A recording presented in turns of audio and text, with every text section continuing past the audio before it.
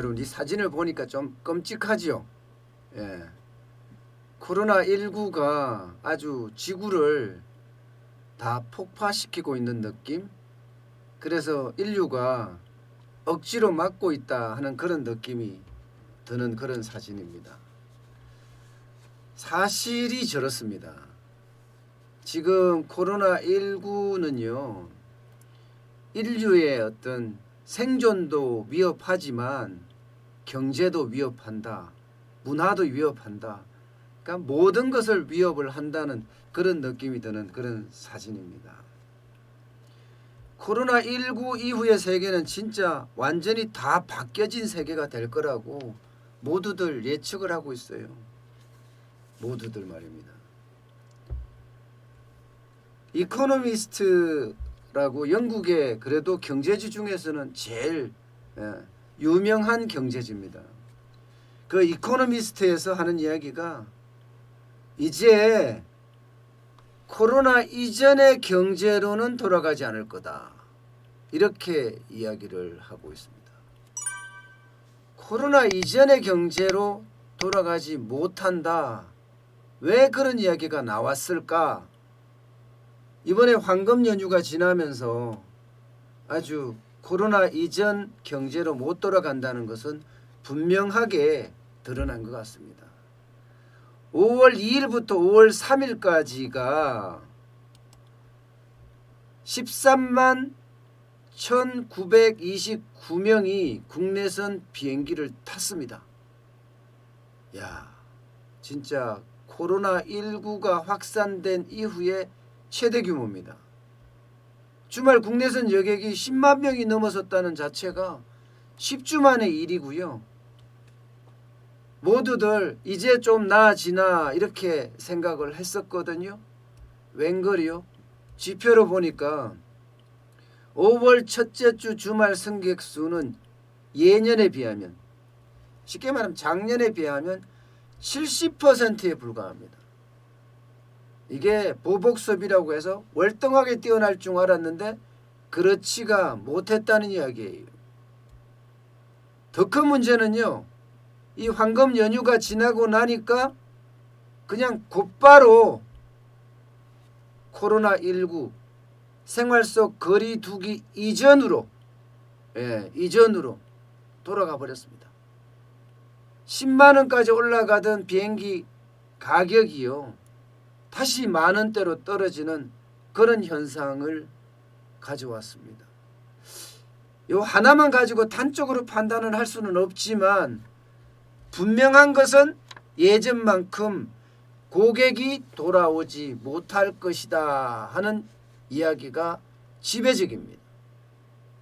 자, 이 사진도 보실게요. 이게 유럽에 있는 베를린 센트럴 스테이션이에요. 독일이죠, 독일. 어떻습니까? 사진이 텅 비어 있죠. 지금 유럽 상황이 이렇습니다. 유럽 상황이. 쉽게 말하면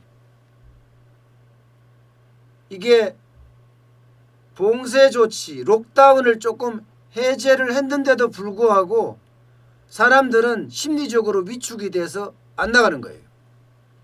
심리적으로 위축이 돼서요. 저렇게 안 나간다는 거는요, 그만큼 소비가 일어나지 않을 거다 하는 예측을 그대로 할 수가 있습니다. 그래도 우리는 저녁에 소비를 할 때 좀 오픈된 공간에 가서 맥주도 마시고 술도 먹고 하잖아요. 그런데 아직까지 유럽이나 미국은 오픈된 공간에조차도 많이 안 나간다, 이렇게 이야기를 할 정도입니다. 이게 중국도 마찬가지입니다. 중국도 보복 소비가 엄청나다, 그래서 엄청 좋아졌을 거다 생각을 했는데 그렇지가 못해요. 예, 이 노동절 근처에 사람들은 많이 나왔지만 소비는 그렇게 많이 늘어나지 못했다는 게 일반적인 전망입니다. 예, 실제로 지표도 그렇게 나타나고요. 결국은 이제는 예전의 경제로 돌아가는 것이 아니라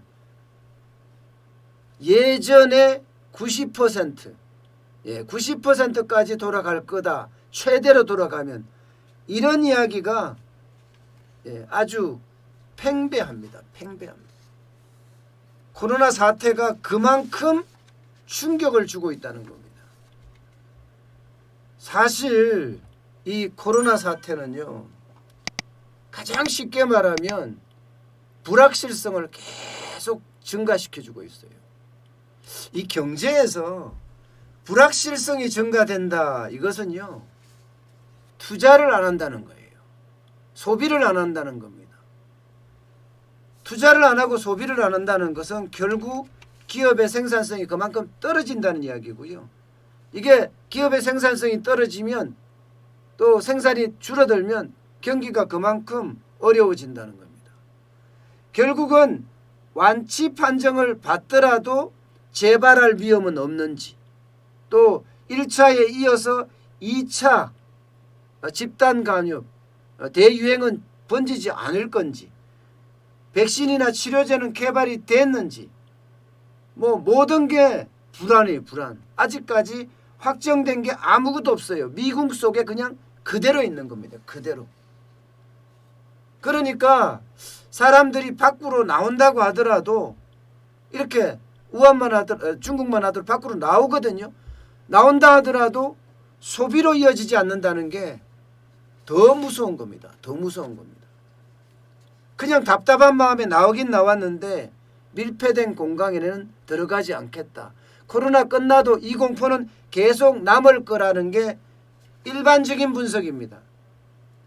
이렇게 되면요, 기업들의 투자는 어떻게 되겠습니까?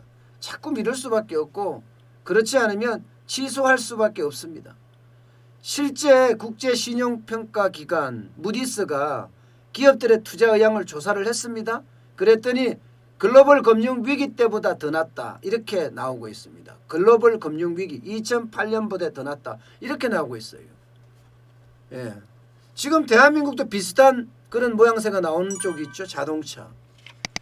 자동차는요, 최대 완성차 업체와 부품업체 1차, 2차, 3차 업체까지 살아날라 그러면 무려 말입니다. 무려 33조 원을 지원해 달라고 해요. 그렇지 않으면 완성차 5사도 어렵고, 그 밑에 1차, 2차, 3차인 부품업체 9,000개도 굉장히 어려워진다. 이렇게 지금 이야기를 하고 있는 중입니다. 그러니까 경제의 10%가 날아가는 것은 어쩌면 당연한지도 모르겠습니다. 어쩌면 말입니다.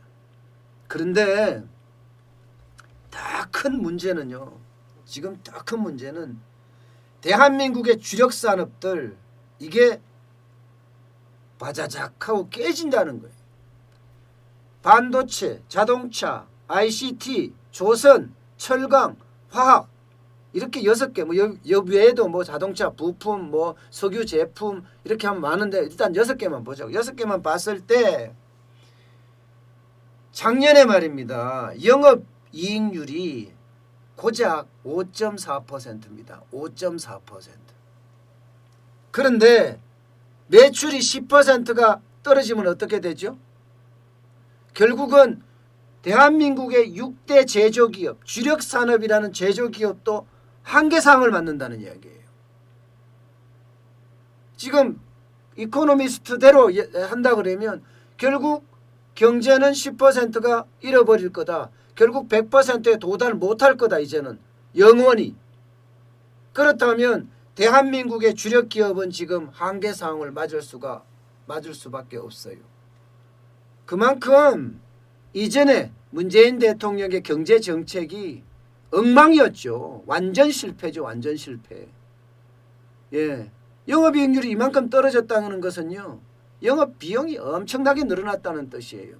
최저임금에 주 52시간제에 세금에 법인세에 말할 것도 없습니다.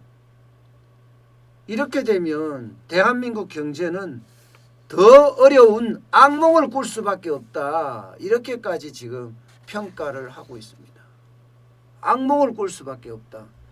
지금 현재 실물경제에 전이됐다고 하지만 아직 전이된 것은 아니다. 이제 본격적으로 전이가 되기 시작할 거고 이 실물경제에 전이되기 시작하게 되면 어느 정도 시점에는 이제 금융 쪽으로도 불을 붙일 거다. 이렇게까지 이미 예상을 해요. 미국의 예를 들어보면요. 골드만삭스가 글로벌 투자은행입니다. 미국의 중소기업들 3분의 2가 3개월을 버티지 못할 거다. 그러면 현금이 바닥날 거다. 바닥날 거다. 예. 현금이 바닥나면 그 다음은 어떻게 됩니까? 파산이 파산. 예. 지금 우리 자동차 부품 업체들이 최대 버티는 게 3개월이라고 했습니다. 3개월. 그러면 3월은 그나마 좋았다고 쳐요. 수출이 많았으니까. 뭐 선전했다고 하니까요. 밀어내기를 했던 어쨌든 간에. 그러면 4월, 5월, 6월, 4월, 5월, 6월은 못 버틴다는 거예요. 여기만 가면 이제 현금이 고갈난다는 그런 이야기가 지금 나올 정도입니다. 예. 그만큼 전 세계가 지금 어려워지는 데다 수출 중심의 대한민국 입장에서는 더 어려워질 수도 있다 하는 그런 우려 섞인 전망들이 계속 나오는 겁니다. 예. 그러니까 이게 분명하게 알아야 될 게요. 경제가 V자 반등을 한다. 이거는 없다는 겁니다. 이제 영원히 없다. 이코노미스트 분석대로 하면 이제는 90% 경제라는 거 아니에요. 예. 90% 이코노미라고 아예 달아버렸습니다. 90% 이코노미. 이제 코로나 이후의 세상은 90% 이코노미, 90% 경제다. 이렇게 아예 제목을 달았을 정도예요. 그러면서 아주 다양한 이야기들을 다 거기다 집어넣습니다. 그게 코로나19의 세상이다. 뭐 해고가 많아지고 기업이 무너지고 소비가 무너지고 하는 앞서 제가 이야기했던 모든 것이 거기에 담겼거든요. 대한민국도 여기에 대한 대비책이 확실히 있어야 됩니다. 지금 겉보기에는 실물경제가 좋아지는 것처럼 보이지만 이거는 천만의 말씀입니다. 지금 안은 계속 골마가고 있어요. 6대 주력 산업이 뭐 이익을 낼 수가 없는 구조인데요. 뭐. 이미 코로나19가 오기 전에도 영업이익률이 앞서 말씀드린 것처럼 5.4%밖에 안 돼요. 여기에 90% 이코노미가 여기다 적용이 되면 어떻게 되겠습니까? 한계기업이란 뜻이에요. 제가 너무 심하게 지금 이야기를 하는지도 모르겠습니다. 그러나 이거 절대 심하지 않습니다. 단순 계산으로 이렇게 경제가 가지는 않지만 그렇다고 하더라도 90% 이코노미가 유노멀이 된다. 이제는 그게 일상이 된다. 이러면 우리 기업이나 경제는 너무너무 어려워질 수밖에 없는 그런 구조를 가지고 있다. 이렇게 설명할 수가 있는 겁니다. 어쨌든 경제가 더 좋아지는 또 경제에 대해서 신경을 많이 쓰는 그런 지도자들이 많아야 될 텐데 좀 아쉬움이 많이 드네요.